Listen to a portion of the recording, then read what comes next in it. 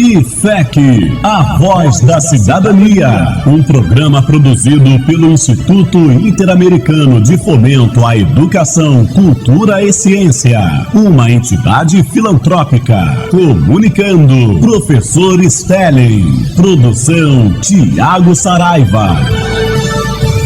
Alô, ouvintes do programa IFEC, a voz da cidadania. Estamos iniciando mais um programa recheado de notícias, informações, debates e, é claro, levando até você o que há de melhor. Quero aproveitar o momento e saudar a todos os nossos apresentadores que fazem os quadros acontecerem, o nosso grande amigo José Carlos, que faz a edição dos quadros, e, é claro, o diretor da rádio, Edson Oliveira. Bom, e vamos lá, vamos começar o segundo programa do mês de abril. E vamos iniciar o programa de hoje com o quadro Gabriela Nasser Comunica. Gabriela é uma grande amiga e parceira do Instituto IFEC, jornalista e levando até você, ouvintes, entrevistas de alto nível e qualidade. É com você, minha amiga Gabriela. Olá, queridos, essa edição do quadro Gabriela Nasser Comunica, do programa IFEC, a voz da cidadania, traz uma pessoa queridíssima, a jornalista Márcia Peltier, que falará do seu livro Os Tempos do Destino, Saindo do Forno, e que promete impactar a sociedade com reflexões a partir do livro bíblico de Eclesiastes. Márcia também vai comentar aqui no nosso quadro outros conhecimentos fundamentais da Bíblia Sagrada. Convidamos todos a ouvirem, não só evangélicos, mas católicos, ortodoxos, romanos, maronitas e espíritas. Nós falamos aqui sobre a cultura cristã para países de língua portuguesa como Brasil, Portugal, Angola, Cabo Verde, Guiné-Bissau, Guiné Equatorial, Moçambique, Timor-Leste e São Tomé e Príncipe. Confira. Márcia, querida, seja muito bem-vinda. É uma felicidade estar com você aqui hoje. Eu acompanho a tua carreira desde o princípio, quando você integrava a bancada do telejornalismo da Rede Manchete. Naquela época eu era estudante de jornalismo e volta e meia correndo as redações, estava lá com vocês levando material cultural. No momento que Mauro Costa era o diretor da emissora e eu levava, eventualmente, material de Maurinho também, filho dele, né, que hoje está na Band. E em uma daquelas ocasiões, Mauro também me chamou para ficar lá na emissora, integrando o telejornalismo daquela tão preciosa, histórica Rede Manchete, que mudou a imprensa nacional, né, dentro do âmbito da TV, da visão assim, de reportagem, a visão de abordagem, de edição, de tipo de editoria que precisava ser privilegiada até para amortizar e humanizar um pouco a comunicação, muitas vezes também privilegiando uma comunicação não violenta, que é um tipo de jornalismo que eu predico e protejo até hoje. Naquela época você estava lá ao lado de Jacira Lucas, que era uma querida também, do grande Marco Cardoso, que é um amigo que eu também acabei reencontrando na imprensa. Eu acabei indo para outro lado da comunicação, mas eu fico feliz de hoje estar te reencontrando, sobretudo no segmento da literatura, que é um setor que eu atuo, e quero te parabenizar por você estar investindo e se dedicando a uma literatura de cunho vocacionado, que aborda o conhecimento bíblico, que, na verdade, no meu entendimento, a Bíblia, ela é, assim, uma direção para a humanidade, né? É um conhecimento que todos devem ter, provar e exercitar.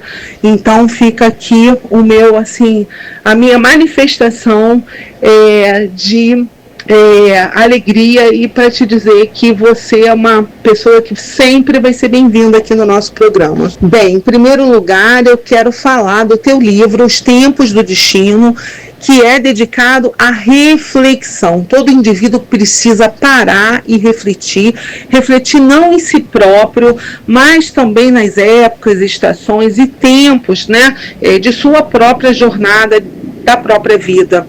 E esse é um livro que você aborda o acolhimento, a fé, né, e explora diferentes aspectos como o caminhar, o sorrir, o crescer e o perdoar, que é, na verdade, um assunto já específico dentro da ciência, comprovado como um ganho verdadeiro para o indivíduo.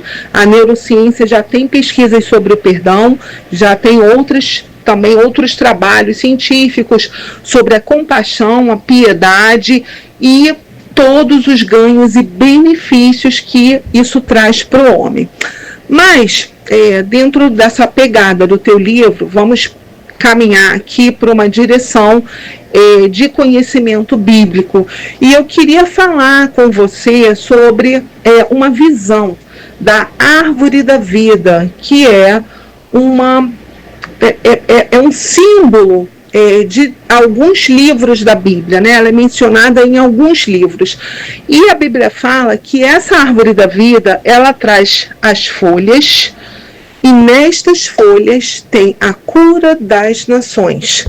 Algumas pessoas, antes de chegarem ao ápice de suas missões públicas, já têm uma tendência a manifestar um ensaio do fruto que darão em sua maturidade. Você acha que o conhecimento dessa verdade leva uma cura para a sociedade? Tipo assim, por exemplo, a criança que começa a despontar com um talento, com uma dignidade maior em um determinado setor, você acha que isso já é uma identidade que ela vai manifestar mais tarde, levando o dever, a missão e a direção mais enfática para uma vida feliz, de êxito e de resposta de coisas úteis e de coisas construtivas? E você, na sua vida, com questões de sabedoria humana e celestial, que é esse setor que você está desenvolvendo agora, você, sobre essa visão de já apontar para uma identidade que estava sendo formada ou não sendo formada, caso você não creia, desde os primórdios da sua constituição humana, né? Aí eu te pergunto, você desde cedo, quando você era criança, você já era envolvida com questões de sabedoria humana e celestial? Gabriela, muito obrigada pela oportunidade de estar falando sobre o meu livro, Os Tempos do Destino, lançado agora pelo esse novo selo da editora Rocco, um selo dedicado a livros espiritualistas, filosóficos, religiosos. E eu fiquei muito feliz porque eu escrevi esse livro muito em cima de Eclesiastes, né? Buscando a sabedoria do rei Salomão. E quando você fala aqui na árvore da vida, que você me fez essa pergunta, se a árvore da vida que estava frutificando, né? Ela frutifica uma por mês, que seriam 12, um número que aparece com muita força na Bíblia, 12 tribos de Israel, no Novo Testamento, os 12 apóstolos. Então, eu acho que para a gente ter assim, um ressignificado na própria vida, a gente precisa ter essa busca espiritual. Eu faço parte desse grupo de pessoas que acredita, que tem fé, que a busca espiritual nos leva a caminhar e nos leva a esse contato tão importante com o mundo espiritual, né? Então, eu sempre me questionei com relação à nossa existência, por que estamos aqui, qual é o nosso propósito de vida, por que nós fazemos algumas ações e outras não. Então, sabe, desde cedo eu sempre me questionei. E acho que isso faz parte da minha vida. Em tudo que eu faço, escrevo, posto, eu estou sempre querendo passar um pouco dessa sabedoria que não seria a minha sabedoria, seria apenas a minha sabedoria de vida para mim, mas que eu acho que no momento da nossa caminhada ela se transforma em sabedoria universal, porque todos nós estamos unidos por um elo maior. E esse elo, para mim, é a espiritualidade e a Deus. Falou muito bem, Márcia. Você discorre ricamente no seu livro sobre a sabedoria de Salomão, autor de Eclesiastes. Certamente, o maior bem dele foi não ter pedido riquezas nem tronos a Deus, mas rogou pela tão importante sabedoria. Você acha que amar mais as virtudes do Senhor do que, por exemplo, o cuidado com o corpo, ou cuidado com o dinheiro, ou cuidado com uma roupa, ou com uma questão material, seria a cura das nações? Aqui sobre o rei Salomão, né, que eu usei o livro de Eclesiastes, as frases, eu abro cada capítulo com uma frase, né? E você até cita que Salomão podia ter pedido tanta coisa a Deus, mas ele rogou que a sabedoria seria o mais importante. Eu acho que a sabedoria é um grande dom que Deus nos dá, né? A sabedoria é o momento onde a gente acaba separando o que vai fazer do que não vai fazer, do que quem a gente é e para quem que a gente gostaria de realmente seguir. É um momento muito importante a gente entender que Deus está no centro dessa cura existencial, né? Você me pergunta se eu acho que Deus é a cura das nações. Eu acho que, infelizmente, o mundo moderno, às vezes, faz questão de matar a Deus. Não quer que Deus esteja presente em lugar nenhum. Mas, para mim, pessoalmente, Deus está em tudo que eu olho. E eu agradeço a Deus todo dia quando eu abro os olhos por estar viva. Minha querida, que ótimo. Agora, para a gente encerrar, eu queria te perguntar. A Bíblia fala que todas as coisas são feitas por meio da mente de Cristo, que inspira homens fiéis a Deus. E, diante disso, muitas vezes a gente nota que um administrador, um governo, tem uma tendência no dom administrativo desde a juventude, como a gente falou um pouquinho mais enfaticamente na primeira pergunta, quando eu me referia à árvore da vida. A gente pode notar num artista plástico um talento maior para as artes, o engenheiro um talento maior para desenho, para planilhas, maquetes, para construir, para pensar objetivamente.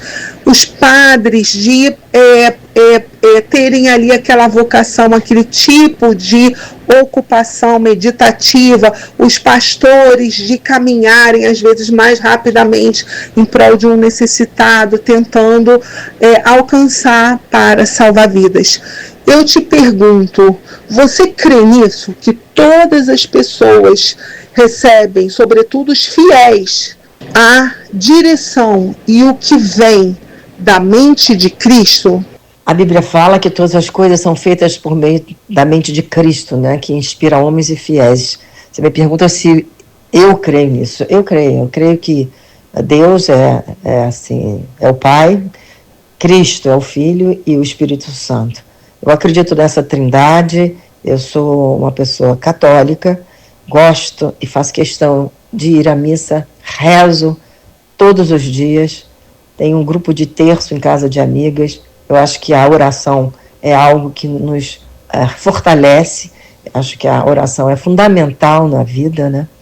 E acho que acreditar nessa força maior espiritual e nesse legado de Jesus, que Jesus veio por aqui para nos salvar, é assim, acho uma coisa assim tão grandiosa que acho que eu perco até as palavras. Eu me lembrei há pouco tempo, conversando com um padre, que eu fui 2 vezes à exposição que passou pelo Brasil do Santo Sudário.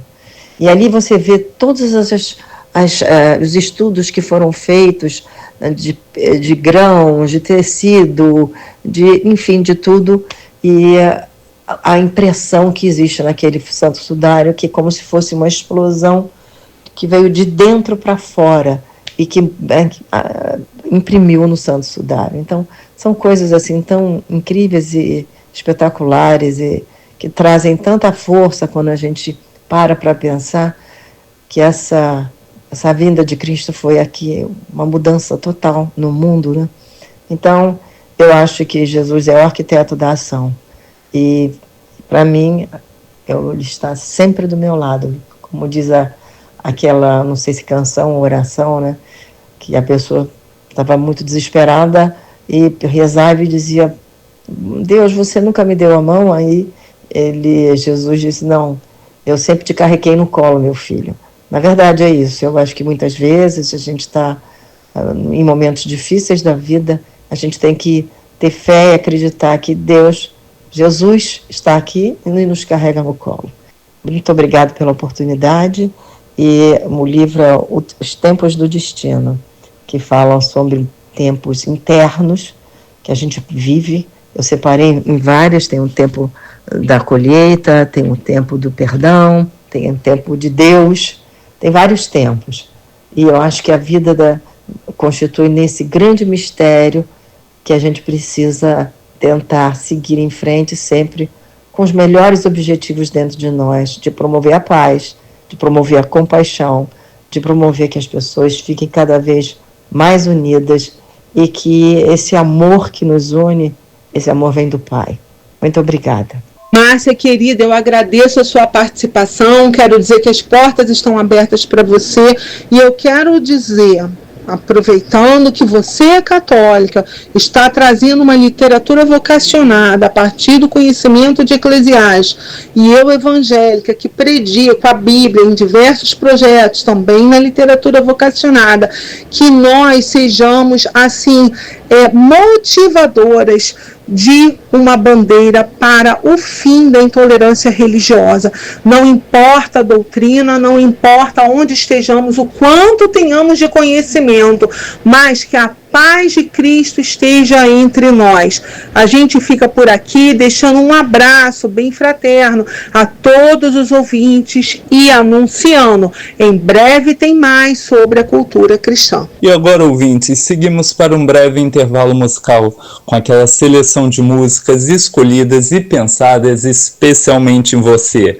Já já voltamos. IFEC, a voz da cidadania, um programa produzido pelo Instituto Interamericano de Fomento à Educação, Cultura e Ciência, uma entidade filantrópica. Comunicando, professor Stelling. Produção Tiago Saraiva.